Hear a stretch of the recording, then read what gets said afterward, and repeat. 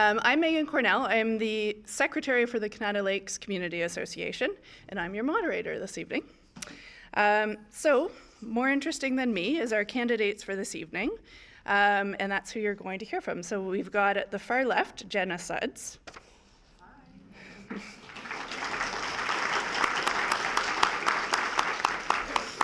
David Gorley,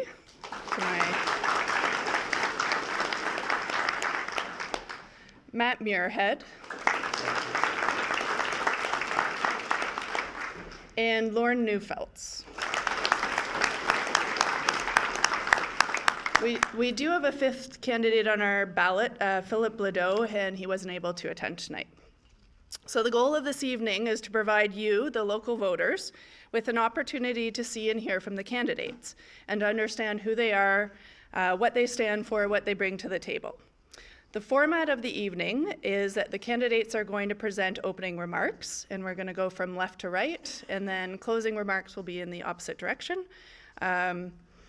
And the questions have been compiled largely from emails from voters who were invited to submit questions in advance, and each candidate is going to get an opportunity to answer each question. The order that the candidates speak in will change on a rotating basis so that no one candidate is always speaking first or last. Time allowed for each candidate is 3 minutes for their opening and closing remarks and 2.5 minutes for each question. And we're going to have our handy timekeeper giving a warning over here. And a stop. Candidates, a stop when you're told to stop. And because we have a large number of candidates and in the interest of time, there's not going to be any questions from the floor. So the questions were all submitted in advance, and they will be asked by myself, actually. There'll be time at the end of the formal program, though, for you to meet with the candidates. I'm sure they would more than welcome your one-on-one questions about anything that we don't ask about. We have the room till 10 p.m., so I'm sure they'll all be hanging around. And that's it. So I'm going to call Jenna up to introduce herself to you.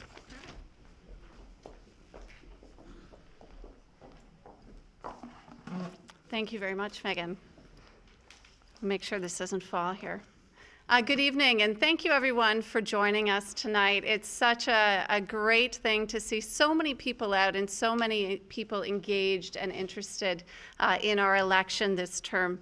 And I'd also like to pay tribute and to thank Marianne Wilkinson, who I know is here and has served us for many years, and such a great champion. Thank you. Terrific. So I am a mother of 3 daughters, a business leader, an economist by study, and a community leader at heart. I moved to Kanata in 2002 with my now husband of 14 years, and this quickly became home for us. I spent the first 12 years of my career working as an economist with the federal government. And then just over 5 years ago, had the opportunity to leave that role and be the founding president for our Kanata North Business Association. And it was really through that work that I found myself again and again down at City Hall advocating on various issues on behalf of the community. Be that public transit, be that zoning or economic development related issues. I found that I was there, and I found I really enjoyed the work, and I found I was effective at it. So here I am standing before you today, and I wanted to share briefly my priorities for our community. First of all, it's how we move as a community. And what that means is a commitment to get LRT to Kanata within reasonable timelines. It also means getting efficient bus service that serves us well as a community, while also looking at investments in maintaining our current road network and growing that, as well as our cycling routes and our pathways as we continue to grow as a community. And as we grow as a community, my second priority is really around making sure that that growth is managed, that our new neighborhoods are people-centric, and they respect our green space that we have all come to love and to enjoy here in Kanata North. And of course, safety as we continue to grow in our community is paramount. Making sure that our roads are safe and our kids keep safe is a priority for myself. Lastly, how we thrive as a community, making sure that we continue to foster the businesses, the incredible business park that we have here in Kanata North, and that we grow jobs here in our community. And of course, ensuring that our community is inclusive for everyone, including a focus for myself setting up a youth council and a seniors council to ensure continued engagement. Those are my priorities for you if I have the opportunity to serve as your city councillor. Thank you.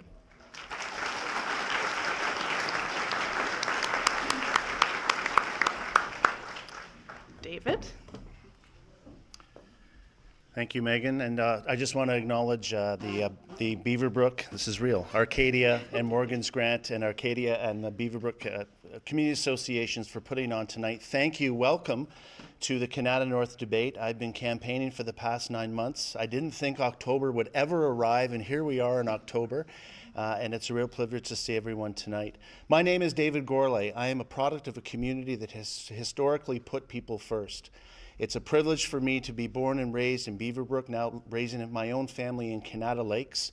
This is a community, this is a city, this is a village of people where we've had such pioneering leaders like Bill Tarrant, John Malak, Terry Matthews, Jenna acknowledged Marianne Wilkinson in the service, the mother of Kanata, the service that she has provided to our community, and she was profiled in today's Ottawa Citizen. And ladies and gentlemen, how about another round of applause for Marianne?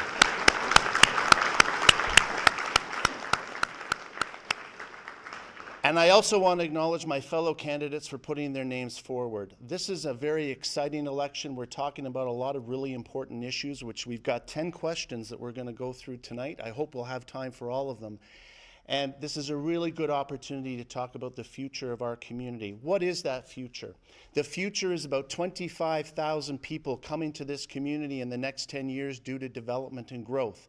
We need to manage that growth. We need a councillor who understands what it means to deliver results. We need a councillor who is going to understand this community intimately well.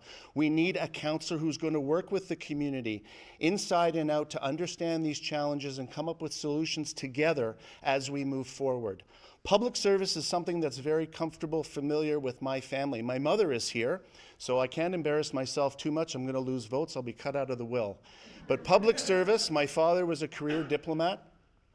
I certainly understand the value of it because when I was appointed by council to serve on the Ottawa Public Library Board, I was a founding member of the Ottawa Community Housing Foundation Board. I brought people together to accomplish great things for our city when I founded the Ottawa Champions Baseball Club, and I co-founded the Miracle League of Ottawa, which is Ottawa's only fully accessible recreation facility for special needs youth.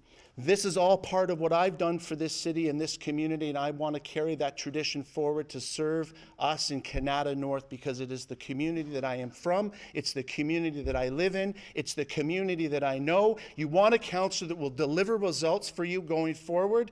That is why I'm running for council.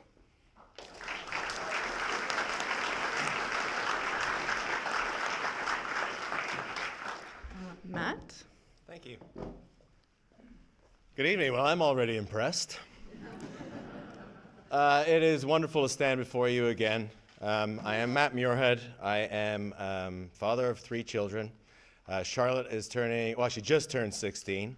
I've mentioned before that she's eyeballing my car like crazy right now, so I refuse to take her for a G1. My daughter Francesca is 12, and my son Magnus is 10 years old. I've been president of the Community Association in Kanata Lakes for a number of years, and I was president of the Community Association Briarbrook and Morgan's Grant for a number of years. I want to thank each and every one of those leaders who are here tonight. So Dan for Arcadia, Michelin for Briarbrook, Morgan's Grant, Neil for Beaverbrook, and Leanne for Kanata Lakes. Also to thank the other candidates. Yeah, I mean, it's a big task, and it's all volunteer, and those people are the voice of us sometimes at City Hall or to the councillor or other elected representatives, make sure that we get service for people. I've been a teacher with the Ottawa Catholic School Board now for 18 years. I teach at Sacred Heart in Stittsville, but obviously I live here in Kanata North. The reason I'm running is I feel I've been on a mission of service for a very long time. And that's been in a community role, but also I was the runner-up last election in 2014. And if it hadn't been for the thousands of people who voted for me then, I wouldn't be standing before you right now to say, give me a chance. The mission I have really is set before me when I sat at Bill Tarrant's memorial, and I saw Chris is here somewhere tonight. When I was at Bill Tarrant's memorial in the summer, I guess it was, I thought, you know what, that is the mission. Like, him not being here now, I feel it is our responsibility to carry on what he started. In fact, not just to carry on, but to reinvigorate it. What we've seen now in recent years of development is a complete moonscaping of our forests. The area along Goulburn Forest Road and Terry Fox Drive, I'm sure you know exactly where I'm talking about. There's nothing left, not one thing. And it was a local reporter from the Community Voice, thank you, Patrick. He said, come, let me take you somewhere where it's important to you, and I'll take your photo there. And I said, well, we've got to go down Goulburn Forest to where it's closed, which I don't think, by the way, is a coincidence that it's closed to the public right now. And then, of course, that's been delayed now until December 21st, or who knows when, inconveniencing a lot of us. People in Briarbrook and Morgan's Grant only have it cut off. We've got Terry Fox Drive is jammed morning, noon, and night now. We've got schools without adequate traffic lights and crossing guards. And so I took the reporter on a trip down Goulburn Forest. We climbed up, and I said, I just want you to see, this used to be pathways. This is where people would jog, take their dog for a walk. My mission is to carry on what was started and reinvigorate it. And that means as well getting things like light rail to Kanata, policing our roads better. We need to staff our police force. We have the third most understaffed police force in the country now among major municipalities. I want to see resources allocated to that sensibly, and to make sure that this community is as rich and diverse as it has been for so many years. Thank you.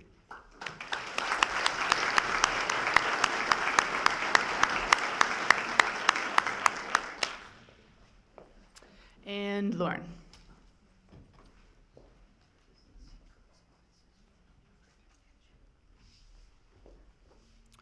Good evening, everyone. I want to thank everybody that put this the symposium together. It's fantastic that we have this ability to talk with everybody in our local communities.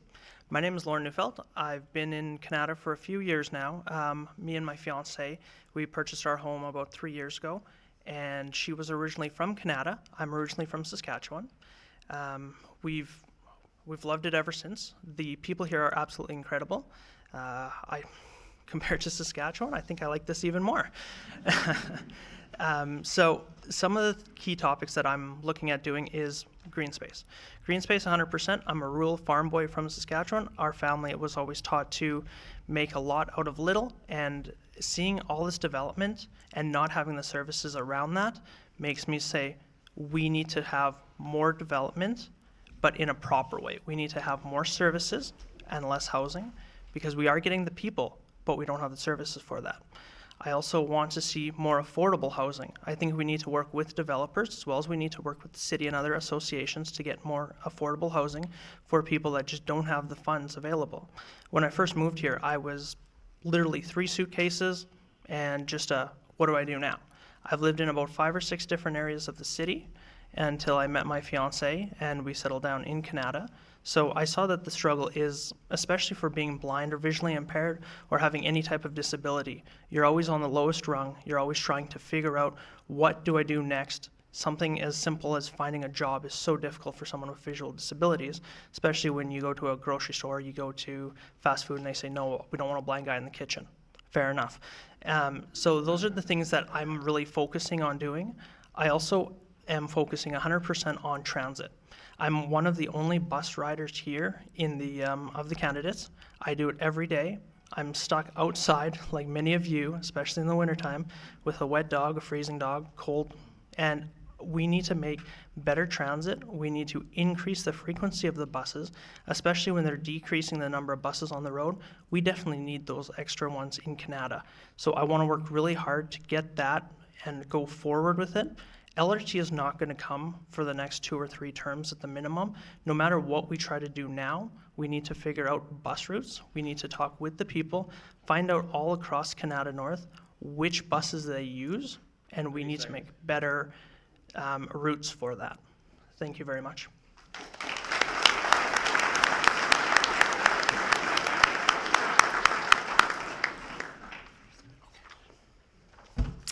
Okay, I know we've got a great lineup of questions here, because I've read them. And we've got 10 questions. We're going to try our absolute best to get through them all. I know it's a very respectful room of people here, and nobody is going to want to heckle or interrupt our candidates, right? Absolutely not. It's disrespectful to disrespectful to everyone who wants to hear the answers. So I know we're on a good track. I can feel it. Okay, so our first question is about, go figure, transit. All of our candidates, you've acknowledged that Kanata North is not well served by transit or road infrastructure, and when coupled with the region's rapid growth, this threatens sustainability.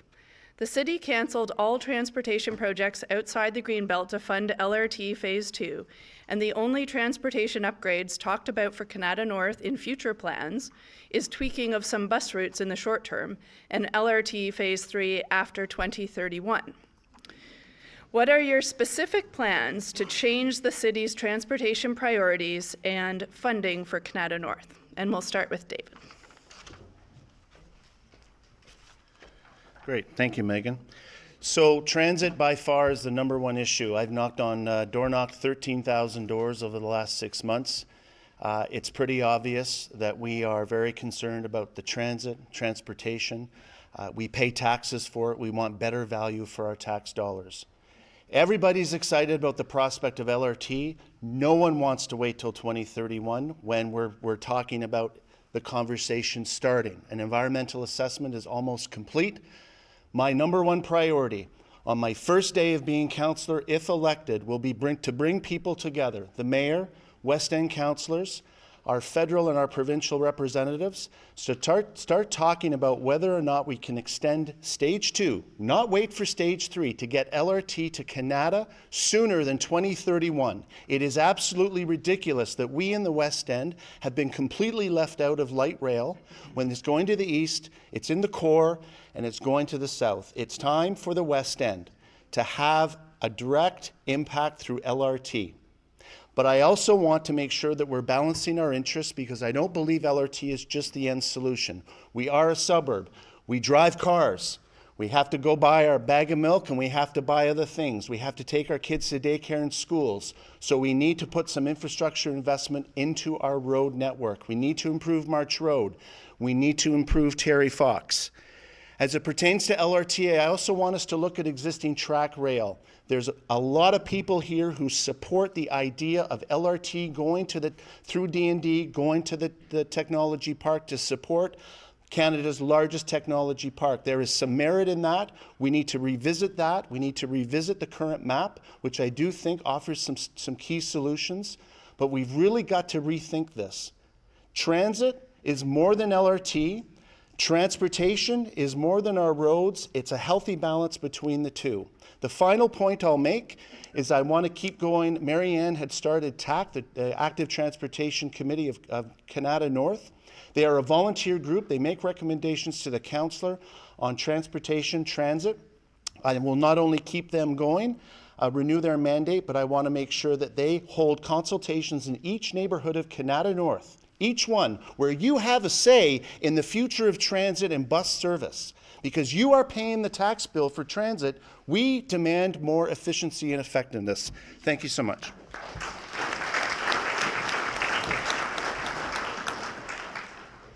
It's funny to hear you. I hear the shock in the room when we talk about the year 2031, and it's already a bit of a misnomer.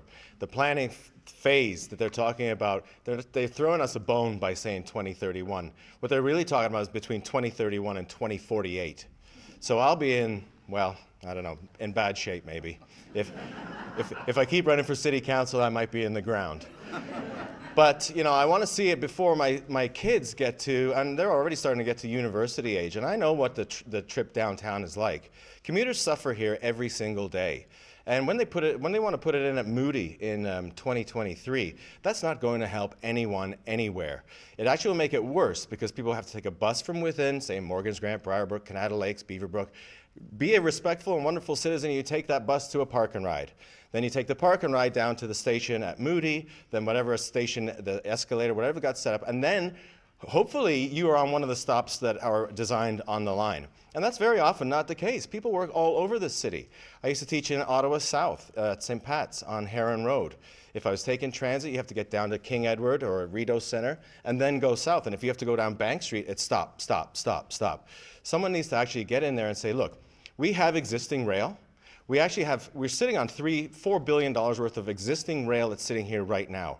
Couldn't we merge the new light rail with the existing rail that we have here? Couldn't we at least investigate it? That's all I want to see, just a serious investigation. We hear that train, right, once a week, that freight train that goes by. We know there's rail, and we know that it works. So why are you not funding us out here? And we're paying the bill for this. Every taxpayer dollar from here goes to fund now what is going to Trim Road all the way in the East End where nobody lives. We have traffic going both ways, in the morning and in the evening. People come in here to work at the tech park, people going home. We need to do something about that. And on the regular bus route transit, the whole thing needs an overhaul. It's really, really bad. I see it, Dan. It's just that right now, even the Innovation Park and Ride doesn't help people. Some people in Morgan's Grant are skipping the Innovation Park and Ride because you have to go on the milk run after you get on at Innovation. So nobody wants to get on the bus here and think, oh, I'm going to get downtown, no, and then go through on another milk run.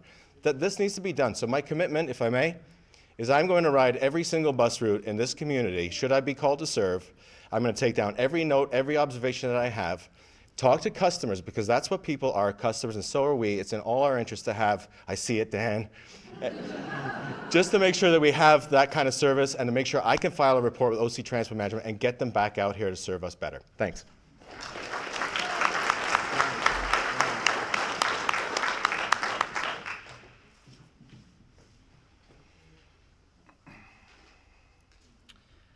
Okay, good old buses, right? All right, so I'm not going to wait until I'm elected to start something. I like to talk with people every morning, every evening, try to hear their frustrations. It's fantastic. I get an hour and 20 minutes each way to figure out what to do better and what not to do. And those are some of the things. I've already been to some of the symposiums out in Kanata South about the 286, about the Bay Ward with the cutting of the 11, where it's going to take hundreds of people and it's going to remove their freedom of the buses. The buses are designed to give people that don't drive some form of freedom, and people that can drive, it's nice in the morning just to relax, read the paper, listen to a podcast, whatever, and then you don't even have to worry about all the congestion, and you just have to worry about everything being late and not on time. But so I definitely do want to talk with the community, and we need to figure out what to do with it. I've ridden on mini buses around the Kanata. I live right at March and Terry Fox, and it's atrocious there. The buses, even though we're so close to Innovation, I won't use Innovation. There's 3 buses, maybe 4 if you're lucky on a good day, that go there.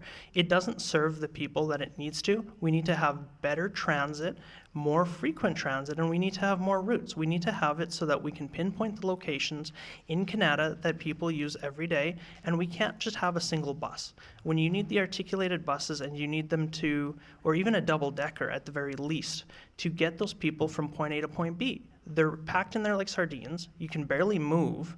And yet, when you call OC Transpo, they just go, well, that's enough. No, it isn't enough, because obviously they don't ride it. So we need to talk with the community from day one. Right now, I've been to a few meetings with TAC, as well as the thank you, as well as the riders group of Ottawa, and we've been trying already on grassroots projects to do this so that we can get it faster. And LRT, again, is not going to be here for another 3 terms, minimum. So let's do buses now. Thank you.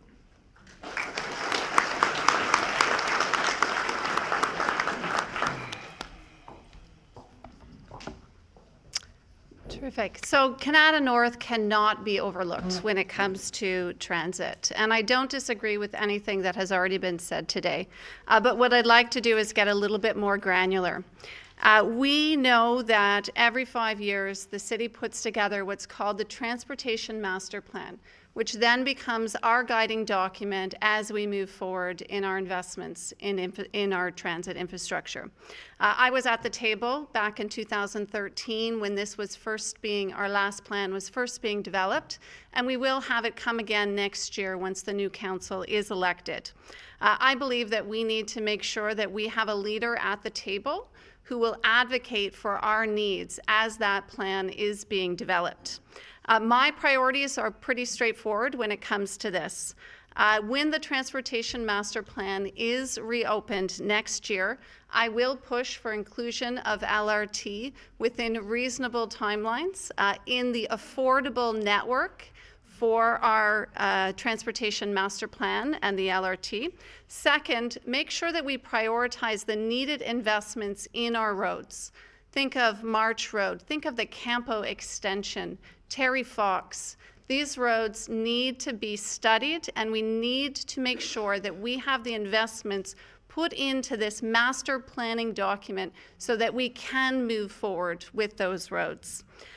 Also, as was mentioned, the TAC committee that we currently have does some great work consulting and providing input into various transportation issues in our community. I'd like to take that a step further and have a committee through them that is dedicated looking at public transit specifically. I personally would be happy to work with them and coordinate roundtables, consultation in every corner of our community to make sure that we get input on what is and isn't working with our bus system and redesign, replan those routes. We also need to take a look at sequencing or the timing of the lights, particularly on our main roads. This is an easy, simple solution to get us moving better. As we continue to grow as a community, it's important that these investments are reflected in our Transportation Master Plan. Thank you.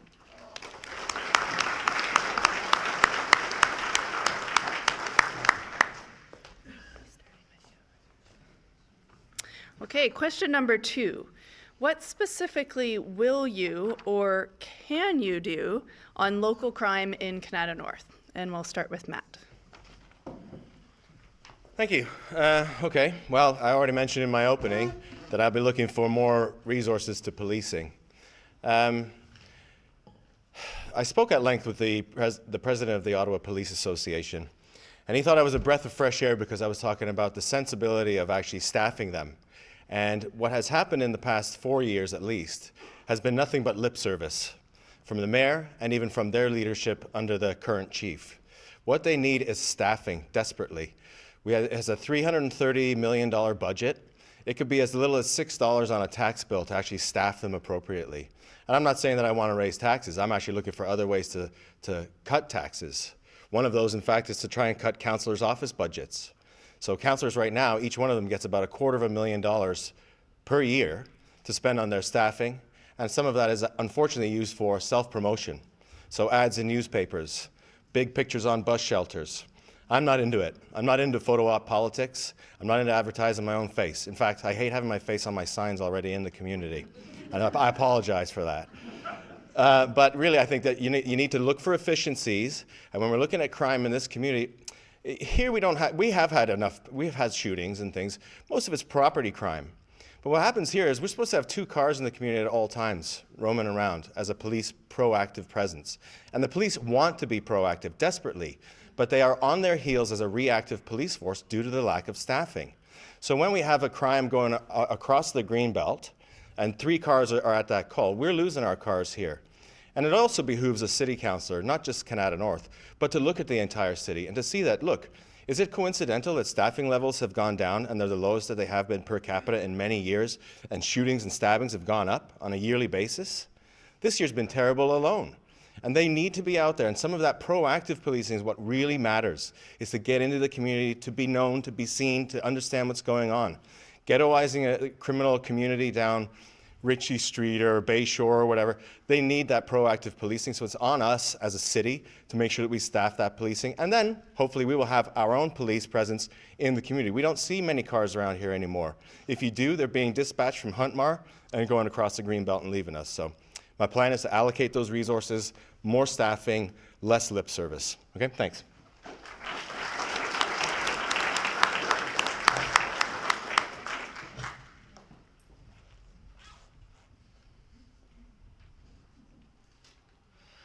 So when I moved to Kanata about 3-ish years ago, I remember the very first day that my fiance and I were going for a walk, and all of a sudden we got stopped by the police. And they go, "We've never seen you around here." And we thought, wow, is this normal? This is great, you know. They're keeping an eye on everything, and so we explained to them, and everything was great. And after that, but in the last couple of years, we haven't seen that. So, as I've always said, we do need to increase the police presence. We need to increase the funding for the police. We also need to work a lot more with the neighborhood watch. I'm hearing from a lot of people, door to door as well as through social media, that there's break-ins for vehicle theft all over the place. And most people wouldn't even think twice about leaving their doors unlocked. And unfortunately, nowadays, you have to. And it's frustrating, especially when you go from a very quaint and quiet communities to now having to make sure that everything's bolted down or else it's going to walk away, including we're having porch pirates where people are stealing and following the UPS or the Canada Post truck, waiting and just grabbing parcels off of doorsteps. It's just we need to increase more of the neighborhood watch. We need to do a lot more of the grassroots level, but we also do need to increase the police presence, and we also need to fund the police. And when they're removing all the police from our area or putting them into different areas, well, we don't have anything. And when you're calling the police and you need them and they're saying, oh, well, we're 20 minutes away, that's a lot of things that's going to happen between now and 20 minutes. So I do want to see more of that, but I also want to see an increased level of the neighborhood watch, because I feel that a lot of our community members are willing to do that, and we do need to increase that.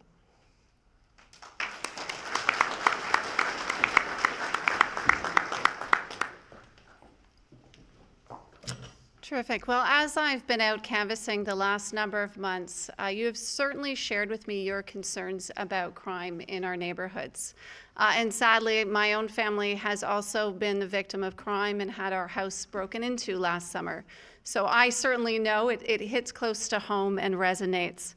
And whether this is petty crime, whether we're talking about more serious crimes like home invasions, like drinking and driving, we need to make sure that our community is safe first and foremost. I have 3 clear commitments for you here. First is to work with our community associations who are doing some fabulous work to set up neighborhood watch programs here in our community. There's nothing better than neighbors looking out for neighbors, and it makes a difference. Secondly, I absolutely support increased funding to support our police force who want to do a better job for us. I've met with some police officers that I know, and they consistently tell me that they wish that they could be more places at once, but sadly, it's just not a reality for them. So I believe we need to do a better job of supporting our police force and getting them the resources they need to keep our community safe. Lastly, I believe the councillor has a very important role when it comes to communicating what is happening within our community. Personally, making sure that I meet with our community policing officer, our traffic officer, that I understand what the issues are, and that I share them with you, the community, so that we are all aware and we can all be on guard. I believe these relationships are critical. I am committed myself to ongoing communications when it comes to the safety of our community at all times. Thank you.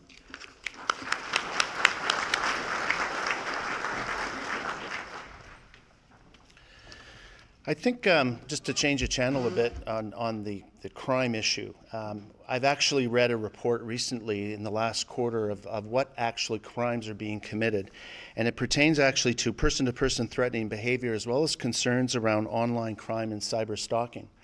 That's not to take away from petty theft, that's not to take away from cars being broken into. I visited a family on the weekend of the last weekend when the tornado hit, unfortunately in Dunrobin and across Ottawa. They'd been broken into on a Saturday. It took the Ottawa Police Service 3 days to get to their house, and they left everything in their house. And their house was completely broken into, footprints on the carpet. They called the police, and the police couldn't arrive for 3 days. I'd like to see a much better response time when it comes to serious crime in this community. I want to work proactively with the police and community policing to ensure not only the response times, more appropriate and better for our residents, our neighbors. But we're also increasing patrols. The topic of increasing our taxes to support policing is an important one. I support that as long as we're making the police as efficient as possible and that we're maximizing the resources we have available to us. I'd also like to see the Neighborhood Watch program. It's been mentioned, I think, by everybody. We're all on the same page, like many topics. The Neighborhood Watch programs are critical. I've already been supporting the Neighborhood Watch program in Morgan's Grant. I'd like to see the community association presidents work together to strengthen the Neighborhood Watch program for all of Kanata North, to ensure that we as residents are working together to watch out for each other. Those are my commitments and priorities around crime.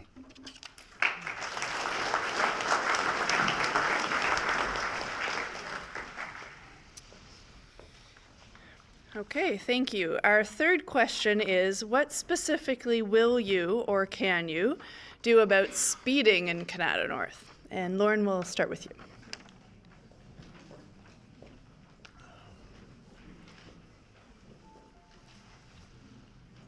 So as I don't drive, I have to do it by the passenger seat here. So when my fiance and I are driving or we're going into work in the mornings, sometimes I'll take a ride with her, and we notice, especially March and Terry Fox, there's a lot of people blowing through those lights, and especially when you're walking through with a dog or you're listening to the audible posts, it's extremely dangerous, and mind you, speeding in general. I want to see more red light cameras. I feel that especially having more red light cameras in the school zones as well as in the major intersections will help. We will also bring in some more tax money into the public coffers. But with congestion will come always people that have to beat that extra 3 or 4 seconds because they just need to beat that light. They need to do this with more sequencing, and if we have less congestion on the roads, people won't be as much in a hurry as trying to make that next light because they don't want to wait 15 cars behind while the next light goes. So I want to work with the police to create more of these red light cameras in some of the major districts that we need to go to and that are some of the problematic areas. Having a lot of speed breaks as well.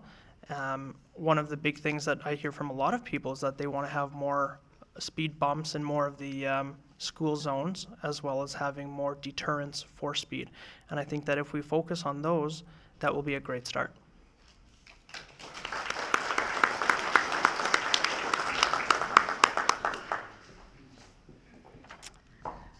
Speeding is certainly a concern that I have heard a lot about as I have been out these last number of months. Again, on this issue, I have 5 clear priorities and commitments to you if I have the opportunity to serve as your counselor. The first is to make sure that the counselor's budget for traffic calming measures is used effectively. We have a number of tools in our toolkit when it comes to traffic calming measures, and making sure that we use the right one in the right circumstance is critical to make sure it is effective for you. Secondly, communication. As I said, when it comes to crime as well, I believe ongoing communication from your counselor is critical so that I am sharing with you the concerns that are communicated with me, what I am seeing, and what the police force is sharing as well on this issue with speeding. I am also supportive of the use of photo radar, particularly, of course, in our school zones, as a deterrent to slow people down. I think the use of technology in this circumstance to make our roads safer, especially when it comes to when we have children around, makes sense. It's a simple, effective deterrent. Third, I do believe in the use of community school zones, community safety zones, in our neighborhoods around schools. This is a new tool that we've recently been granted the opportunity to use. In these safety zones, the fines do increase, which again is a deterrent to make sure that people slow down and are cautious of our children. As said as well, my fifth commitment here is around funding of our police force. The police need to have a presence in our community in order to not only deter but also to enforce our speed limits. These are my 5 simple commitments to you, again, if I have the opportunity to serve as your counselor. Thank you.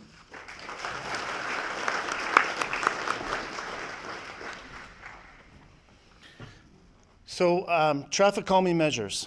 Everybody has a different view about what traffic calming measures are and what is effective and what is not.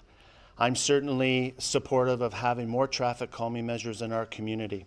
I have a neighbor who's here tonight who was hit by a car on Key Rock Drive in the wintertime because speeding is such a problem in this community. We need to slow people down.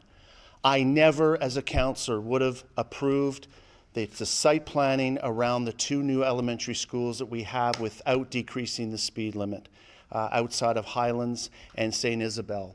That should be a safe zone for our kids, our children who are going to elementary school. I think that we can also work with our community associations to undertake road painting murals to slow people down, to educate the public that they're coming into a school zone. We have 3 unfunded crossing guards in Morgan's Grant.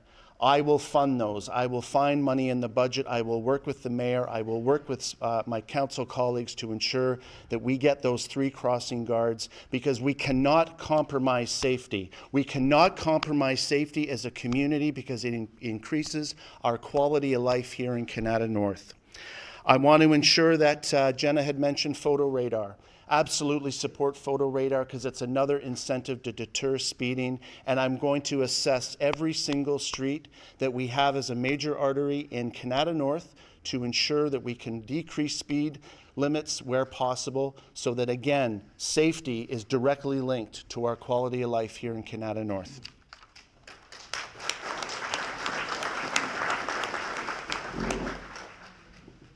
Okay, well, get ready to hear where we do disagree. Speeding in the community is usually a crime committed by the people who live in that community. It's usually a result of poor street design. And it's after the street has been designed, often too wide, or sidewalks that aren't set back enough.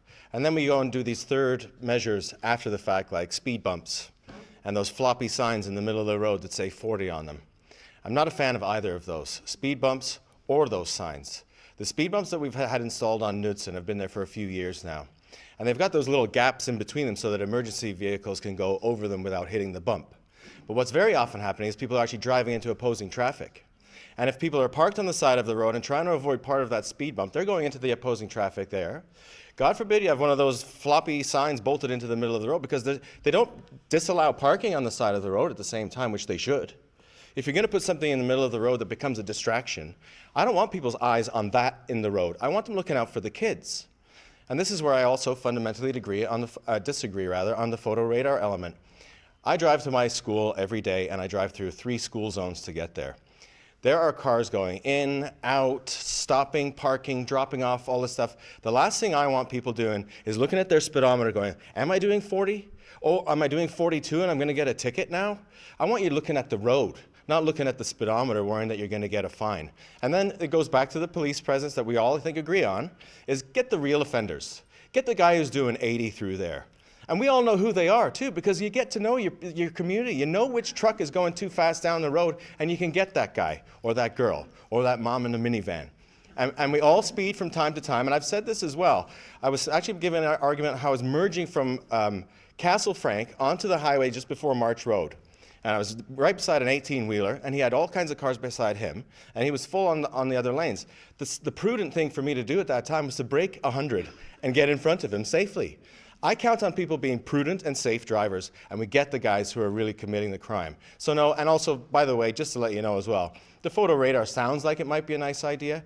If you remember when it rolled out in the 90s and it was terrible on the highways, the moving vans, and the rollout they're talking about for this kind of a measure is 30 years. So do you want to wait 30 years, or do you want to staff the police right now and get the guys that are actually doing the speeding? That's my vision.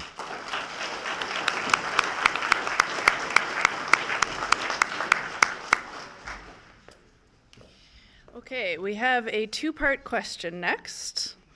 So wait for it. And what is your position on contributions to candidates by individuals associated with organizations such as developers, where there is a perception of conflict of interest for councillors? Part 1. Part 2, have you solicited or received election funding directly or indirectly from developers? And we'll start with Jenna.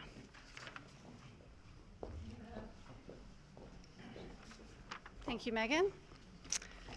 Great question. And I have been explicit in my campaign from the start that I would not seek or knowingly accept donations from the development industry or for people working in the development industry. I believe these people are responsible for building our community. And there are many companies that are building homes and large infrastructure projects across our city. And I've been declining contributions from these individuals and these companies. Although I have a tremendous amount of respect for the important work that they're doing, this industry plays a huge, huge role in what our community is going to look like moving forward. And we are growing tremendously. There is a ton of development coming our way in the next number of years. I'm honored, of course, that some of these individuals have reached out to support me and my campaign. But for me, I have respectfully declined these contributions as it doesn't feel right to me. And I want the people of Kanata North to trust that I am acting in your best interests as I move forward if I'm elected as your councillor. Thank you.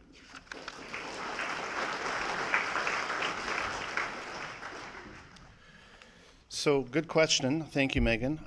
I've not solicited any developer contributions, but I have received a handful of them for people I know who work in the property development industry, because I've had long-term relationships working with the sector and other sectors that have business interests at the City of Ottawa through my charitable work across the City of Ottawa.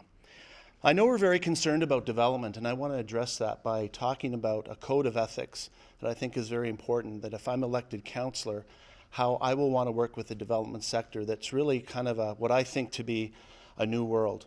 First of all, when a developer calls me as councillor and says, Mr. Councillor, I want to come in and brief you on a new development that we want to do, I will invite the Community Association president or a representative to be at the table for that very first meeting, so we have complete community transparency to begin with. I will not sign off on any site plans for developments until the developer has clearly outlined for the councillor and for city staff a transit, transportation, and safety plan. I will also ensure that all existing developments that have been approved and are moving forward, particularly K&L, that we are completely accountable for any tree clearing that they're doing, that they're allowed to do and not allowed to do, so that no single tree comes down that is not supposed to. I think it's so important to redo the relationship with the developers, to move forward with a new important relationship with the development community, the construction community, and other business interests at the City of Ottawa. And this is what I want to bring to the table for the community, so that we are served and we have the community interest at heart when we pursue development, as we have been and as we will continue to do.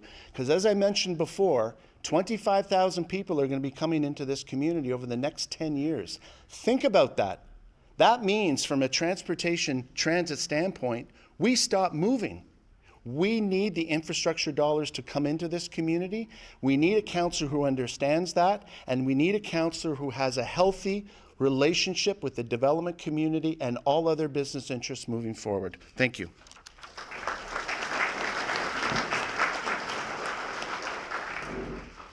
It's kind of unfortunate that we don't actually get a list of people who've donated prior to the election campaign. It's a nice, convenient thing that it's always put off until March of the following year. I urge you to look up each candidate after this is over and see who has taken money from construction companies, developers, or big business. I haven't taken a dime from any of them. And if you think, I don't know if you believe me on this, developers have had their free reign in this community for a long time. And if you don't feel the same as I do, then I feel you're not living in the same community. I see all of the destruction. I see narrower driveways, narrower streets, narrower garages, parking on both sides of a narrow street. Developers have been allowed to put as many units as they possibly can on a parcel of land, and they start to disregard the community that exists there already. Part of the other problem with developers right now is spot rezoning. It's happened in Beaverbrook, when To the Parkway came around. And I worked with Bill and Chris Tarrant on that file. And that was to try and stop them from putting up a great big tower. And then they always want to put more and more and higher and higher. You've seen the council just rammed through a 65-story building. Are we serious right now? So Ottawa is what now? Going to be a condo town? Like when you drive into Toronto and Scarborough, you're just going to see towers? And a 65-story building does not a community make at all. If anything, it recedes people from the community. So I just want to make sure that we're looking at built-up communities that we have right now. I don't want to see a developer come and say, I'm going to buy that old rickety house, and I'm going to flip it, rezone it, and put a tower up in an existing community. Not on my watch, pal. And that's why I'm not taking any of the money. I'd rather stand on principle at City Hall and say, no, Mr. Mayor, no, Mr. City Planner, no developer. What we in this community have was a vision that started in the 60s and 70s with Bill Tarrant. And someone has to pick up that mantle and carry that forward, and that's exactly what I intend to do. Thanks.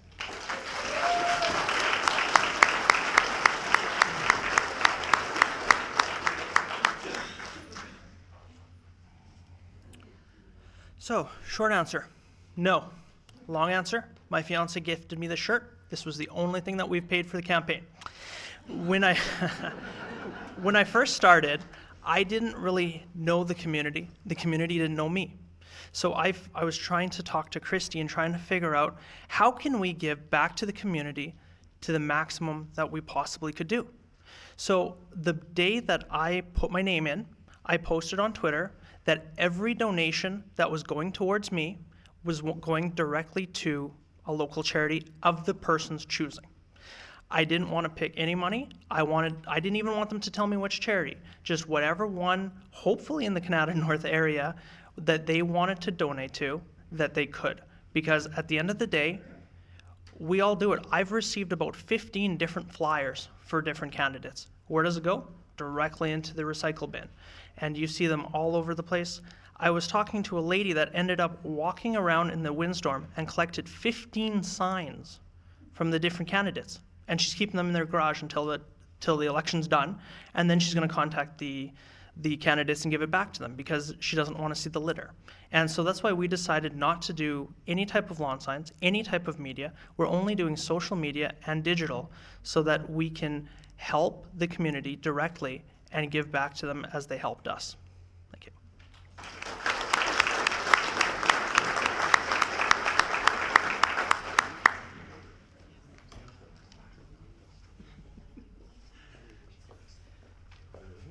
Okay, question 5. This is another housing question, but a little bit different. How are you, as a city councillor, going to ensure that housing remains affordable in our community for those with lower incomes, fixed incomes, seniors, or other circumstances that limit the ability of some of our community members to pay market rates for housing? And I think we're on to you. Cheers. My workout for the day. So the previous provincial government allowed for inclusionary zoning, and I think that's an excellent tool for us to pursue affordable housing. I'd like to continue that option. I hope the current provincial government, I don't have great hope, but I certainly would encourage them to continue the inclusionary zoning, particularly if we do go down the road, as we've already talked about with LRT. There's great opportunity for us to have affordable housing units around light rail stations, assuming there's some residential development. I do support affordable housing. I think it's very important to have support for social housing for the tenants. I sat on the Ottawa Community Housing Foundation Board where we raise money for tenant programs to support them in their social housing requirements. That also pertain to maintenance and other things. So this is really a critical piece of the growth and the development, not only of our community, but across the city of Ottawa. So I certainly think that this is a priority, and we're looking always for champions to celebrate the opportunities for affordable housing in our community. Thank you.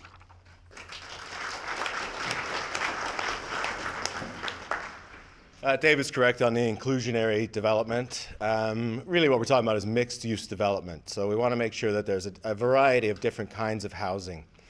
I've given a lot of thought to the social housing and affordable housing file because what we see in the city of Ottawa as well is an unfortunate, as I've used the word before, ghettoizing of communities, where some of the housing infrastructure was not intended to be lived in for 50 years.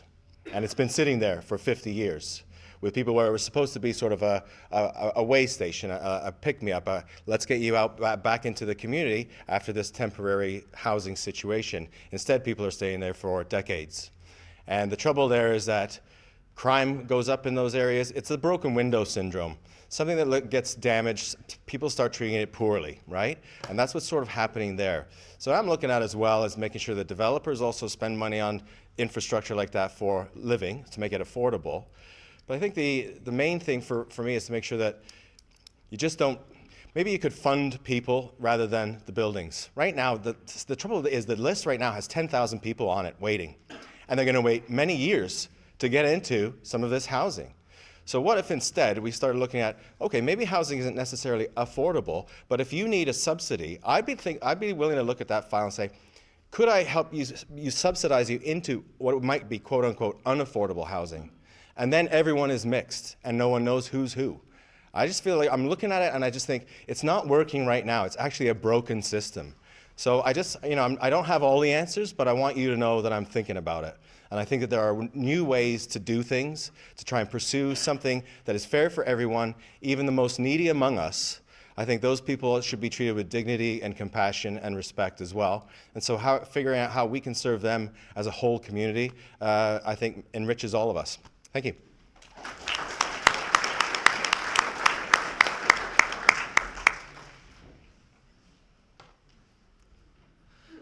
So this is a topic that's near and dear to my heart because I've lived in about 5 or 6 different low-income housing areas, not always having the best job and the most paying job, always being, again, on the lowest rung. I was paying rent of $350, $400, which, of course, you don't get much. You get a couple of water pipes on the roof that actually counts as your heating, which I wish I was laughing, but no, unfortunately I'm not. So I've been able to speak to people through the ODSP offices as well as through Ontario Works and finding out exactly what they need and how to get them into a proper neighborhood instead of a ghettoization or any type of high crime areas. But at $410 and $600 a month, you're not really going to get anything of any substantial. So I want to work with developers. I want to say, you know what, if you guys want to come into this area and do this, I want to see a certain split between non-subsidized and subsidized housing. And I think that as the city, we do actually give a very small stipend through the city of Ottawa to people for subsidized housing. But unfortunately, that's mixed with the province. And the subsidized waiting list to go into low-income housing is 15 years. And we really need to look at the buildings that aren't being used or that's being underused. And we need to say, this condo building has, say, 30 or 40% empty rooms. We should take those and make that into subsidized housing. I think that if we tighten the reins as a city and we tell developers this is what we're doing and this is how you have to play by our rules, I feel that we would be able to do a lot more and we wouldn't have an empty condo buildings all over the city.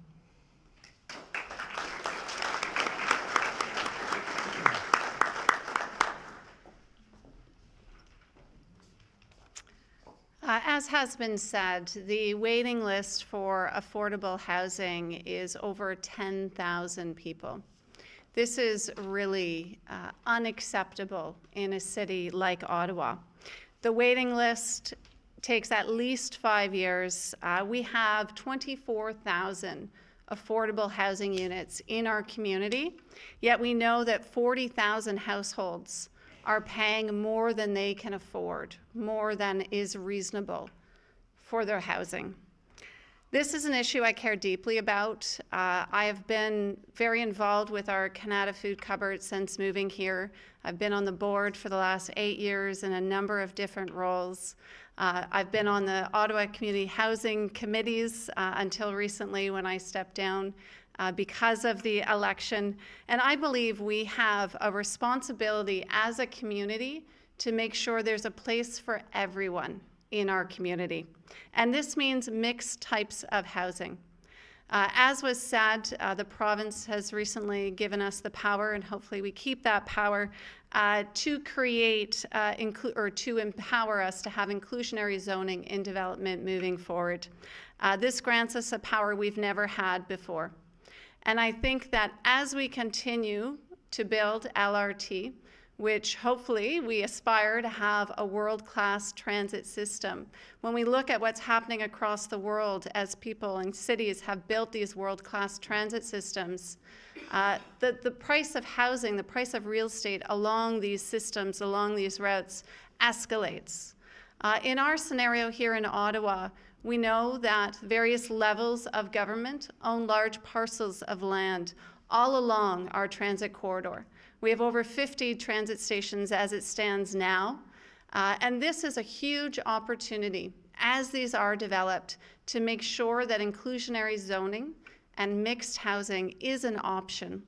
I believe that this should be considered, and as we look at our next transportation master plan, that we have that lens of inclusionary zoning and making sure that it moves forward.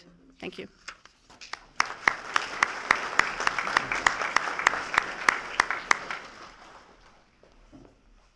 Okay, we're on to question number 6, so we're doing very well if you're watching your watches.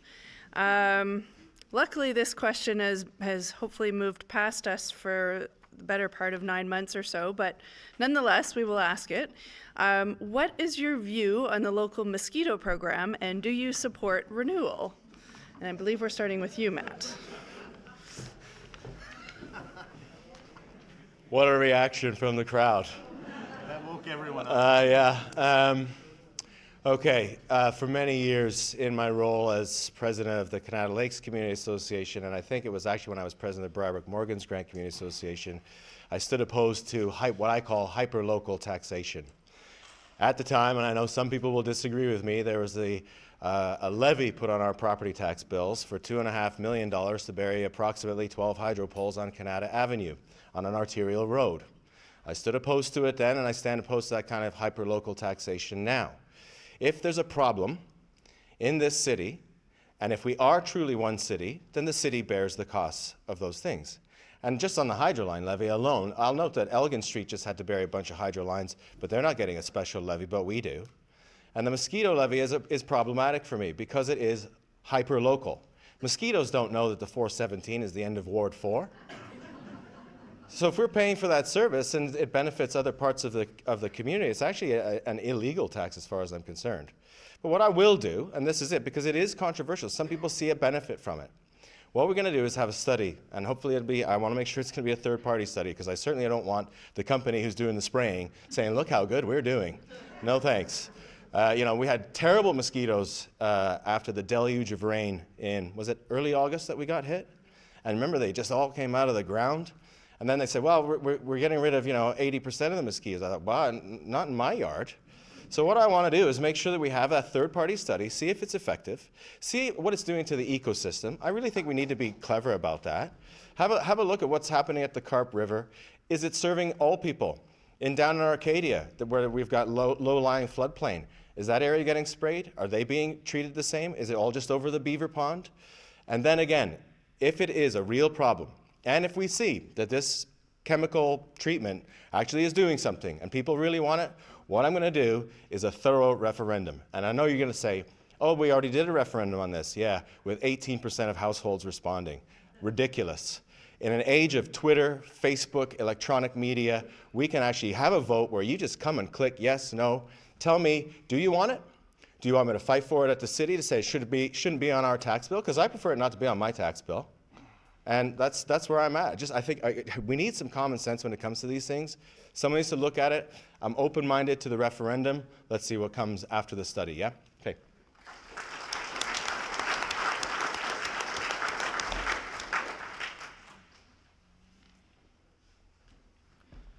So when we had the Kanata North picnic, I was actually able to speak to the company and learn a little bit more about it. And they told me at the time, oh, we accidentally missed one. You missed one what?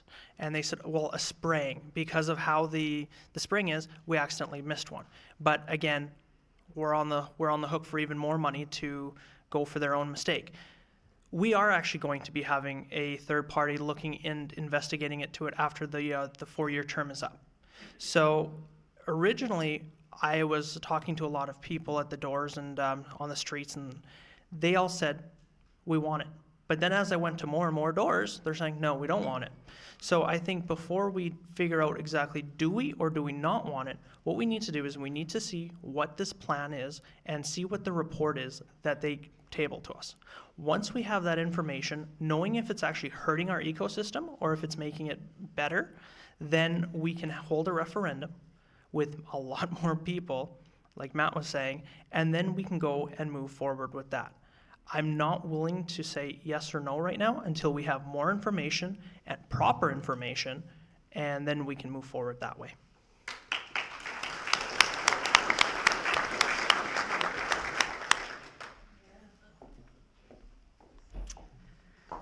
Well, it was a tough summer to be a candidate. I think you guys could probably all agree with me. Being out canvassing in every corner of Kanata North this summer, we all got our share of mosquito bites. And having spoken to thousands of you about this issue, it's very clear to me that we need to do a better job addressing it. First of all, I hear resounding support at your doors to continue some form of the program. We are very fortunate in Kanata North to have some beautiful forests, and at the same time, unfortunately, this flat ground that ends up being nesting ground for these mosquitoes. I know we have over 44 different types of species, which is a challenge to tackle. My commitment to you, if again given the opportunity to serve as your counselor, is first and foremost to bring the research back to us to examine as a community.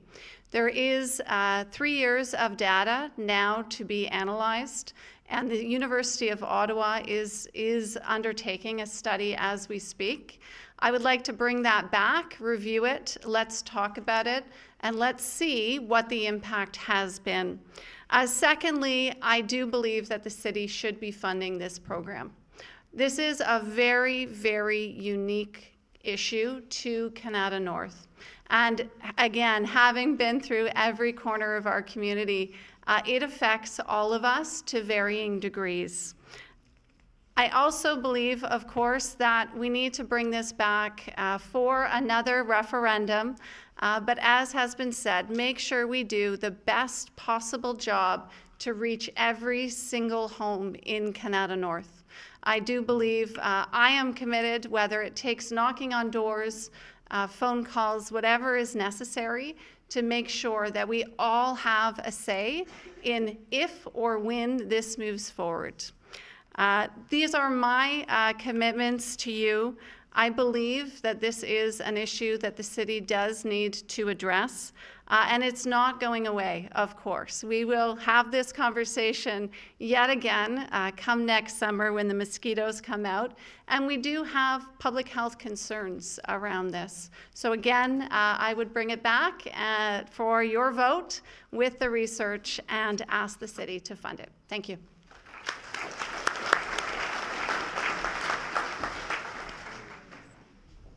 Mosquito program is very popular in Kanata North. We enjoy our backyards. We enjoy spending time with family and friends in our neighborhoods. We want to be outside. We don't want to be eaten alive.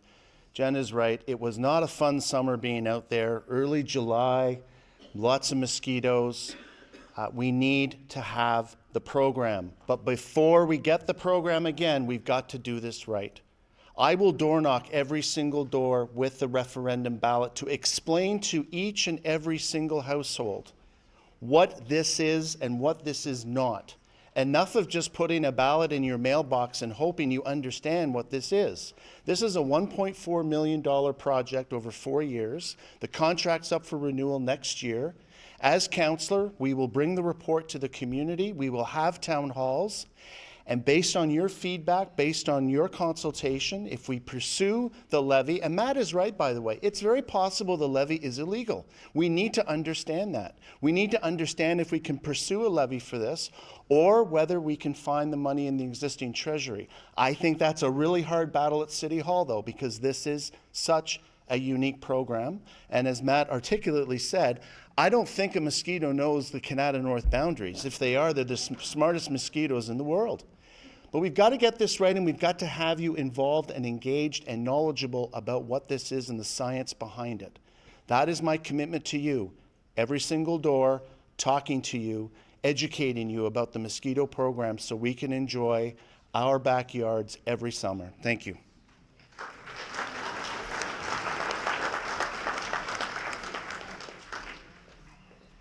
Okay. Question numéro 7.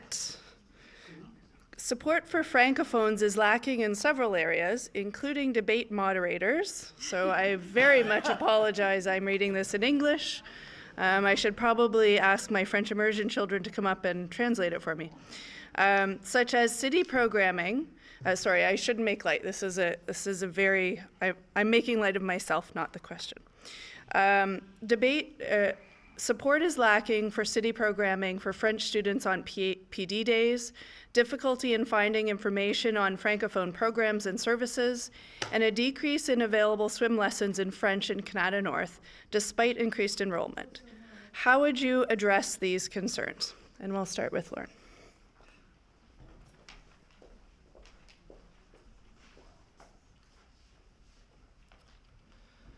So when I got an email from Neil about this, I was looking at it going, I have no clue. Because being a prairie boy, we don't have French immersion. We had 2 schools. We had a Mennonite school, and we had just a public school, which is the one I went to, grades 6 to 12, 150 students, 13 teachers. So I was like, what do we do? I tried reaching out to a few of the Francophone communities, and I really didn't get an answer. So the only thing I can really say is one of the best things about me is I can listen. And I'm willing to listen and work with our local Francophone communities to see what we can do. May it be increasing the Francophone programs at Richcraft or the Kanata Rec Center, and having more teachers that aren't necessarily registered now, but getting them involved into more of the programs and going forward in that aspect. But I'm the type of person that wants to make sure that I have the right answers, and because I don't have the right answers, I'm willing to work with the community to get those answers.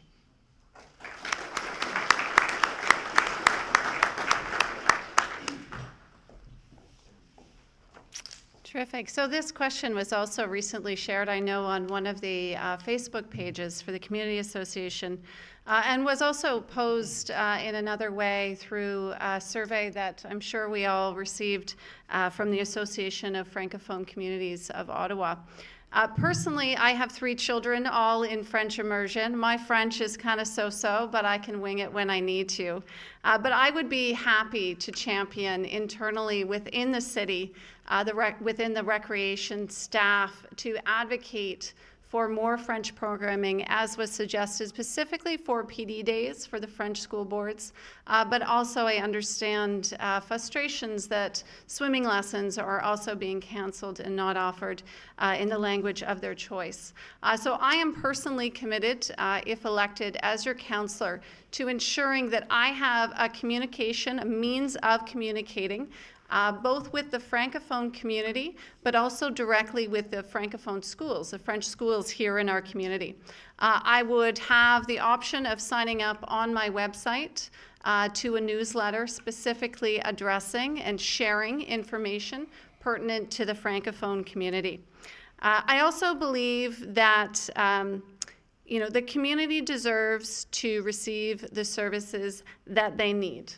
And I'm committed to creating, as I said, the communication and email subscription service, and making sure that the communication, not only within the Francophone community, but is also directly with our schools and to ensure that we can address these concerns on an ongoing basis, I do believe and would be willing to set up a means of input on an ongoing basis, whether that's a council or something less formal. I do believe it's important that the needs are heard and responded to. I'm always open to suggestions, and I'll always readily take questions in French, which I can typically understand, but not always struggle through the answer. Thank you.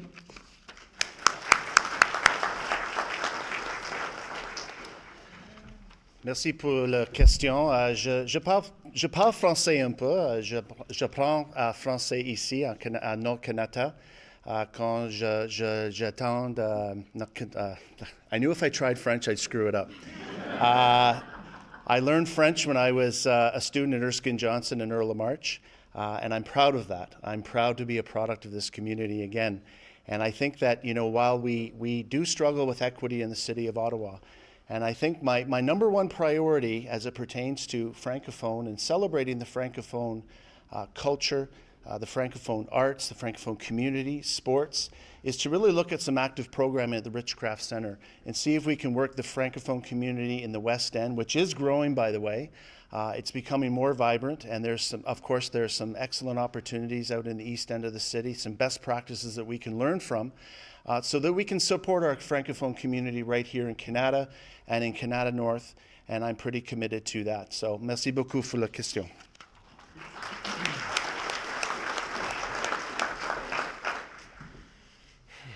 Okay, don't judge me too harshly on this one until I finish the full thought.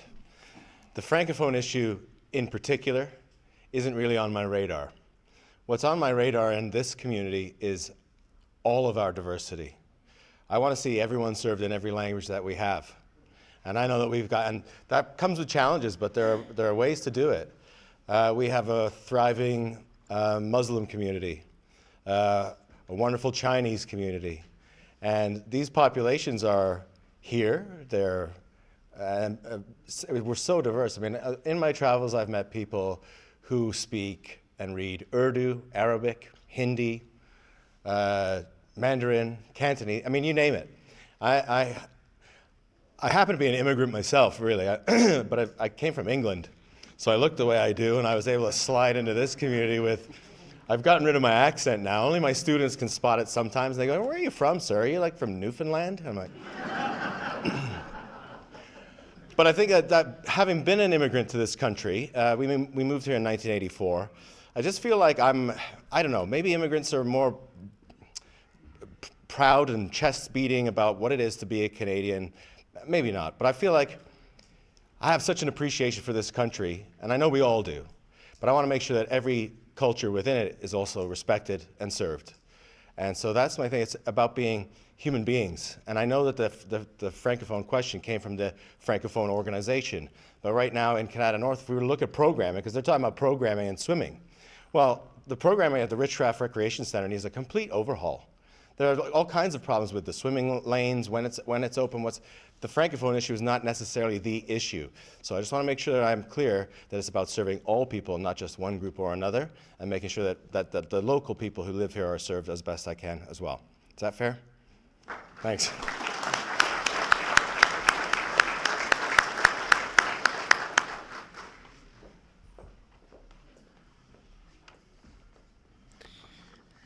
For those following along on their questions, I'm purposely sliding past one question to bring it at the end. So we're on to question number 8. Will you vote to have the City of Ottawa opt out, at least initially, of retail cannabis sales? Why or why not? And I believe we're starting with Jenna.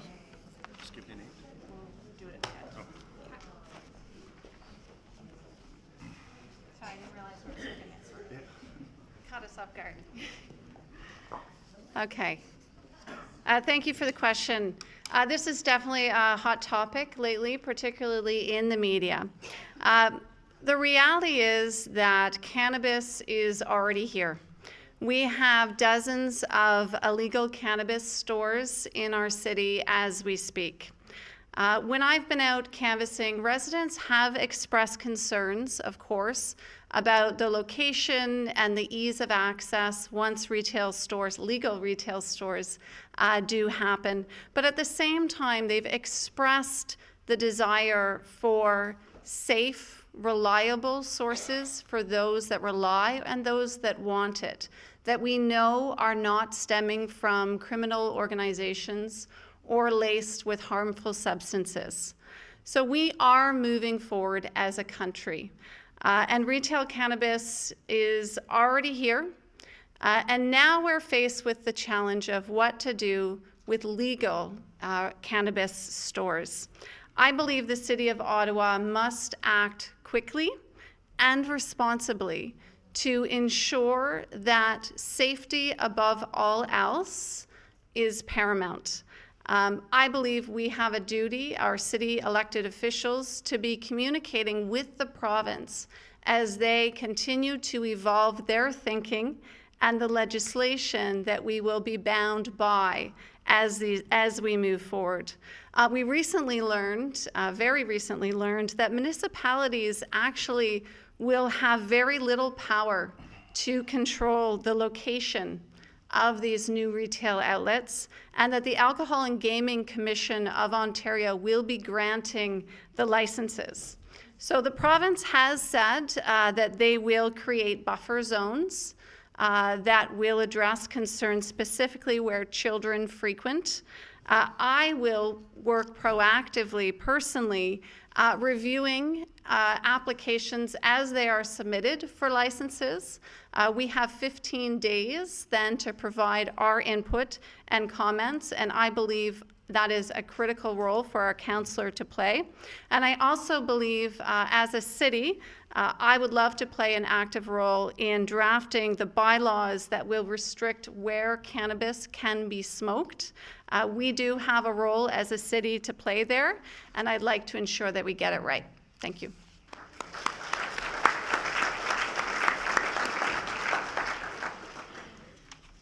So the question is, will you vote to have the City of Ottawa opt out in at least initially retail cannabis sales? Why or why not? So let's answer the question directly. I was the first candidate, not only in Kanata North, but in Ottawa, to clearly say that I would vote opt out. This is a moving target. Since I made that statement in early September, the provincial government, I think, has made 3 or 4 more announcements to clarify how this is going to work. This is the art of the unknown. This is a provincial government that is the art of the unknown, particularly on this file. Safety and security in Kanata North with our children and youth cannot be compromised. I will vote opt out. I will vote opt out so that we can have the capacity to now make recommendations to AGCO about what we feel in Ottawa, in Kanata North, is safe for our children in terms of proximity to a playground, a school, a daycare center, whatever it may be. We can't compromise the safety and security of our children. And we can't rush into what is really the Wild West. We don't know what's going on here. And as I say, the provincial government changes its mind every week. God knows what they're going to come out with next week when it comes to cannabis regulation. The AGCO is now going to take our recommendations. We should opt out initially so we know what we're talking about. So again, I'm a broken record, I know. I have a 3-year-old daughter. I do not want her exposed in any kind of way to cannabis, ever. I will not allow it if I'm elected as a city councillor. I have a retail plaza going in right beside where we live in Kanata Lakes, right across the street from All Saints High School. I will not, as a city councillor, allow, if I have any power at all, a retail recreational store to go in. If you want your cannabis, everybody, you can order it online and be delivered to your house. Why are we in such a hurry to do this? Answer the question, opt in or opt out?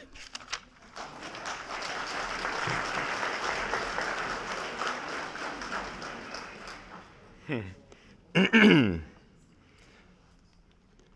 reminded of a scene from The Godfather. I taught a film course for a number of years, and they were all sitting around a boardroom, and they were talking about how the drug trade was coming, and they usually dealt with alcohol and gambling, and this drug trade was coming in, and The Godfather didn't want any part of it. but he was outnumbered and the drugs were coming anyway. And one of the guys, I remember, he banged on the table and he said, I don't want it near schools and I want to control it. Here's the thing, and I understand the passion, I really do, and I'm a high school teacher. I've seen the ravages of what weed can do to a child's brain. It leads to schizophrenia, and yes, it is a gateway to other things. But I'd rather have control of it as much as we can. And this is already happening with the federal government anyway, but I don't want to push it back underground so that those teenagers can get it.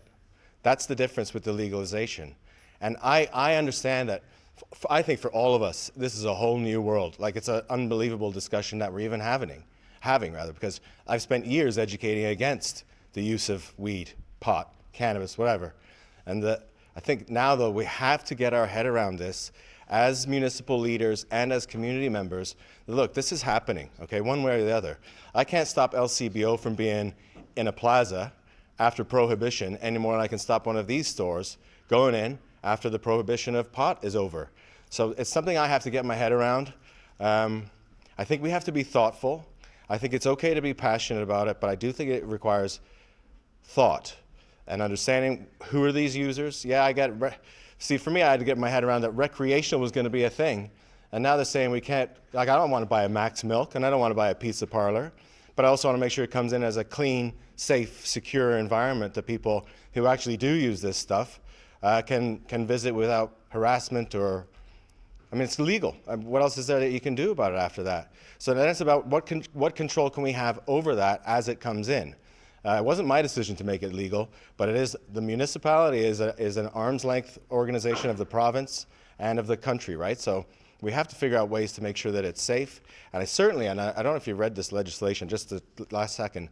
Yeah, they're allowing people to smoke it all over the place. I think that might be the very first place that we start targeting right now. If you can start smoking 9 meters from the front of this building, weed, what? Like, really? We don't allow cigarette smoking, so why are we going to allow that? We don't allow drinking in public, why are we going to allow that? We don't allow drinking at work, why are we going to allow that? So that's where I'm thinking, and I will stop.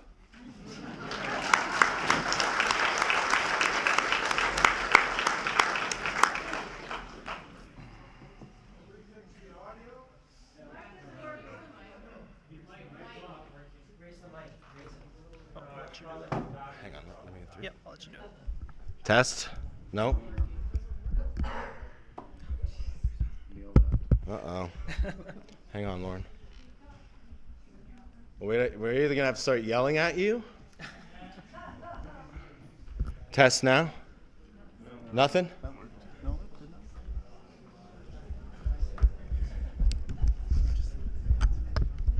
It's on. It's got power.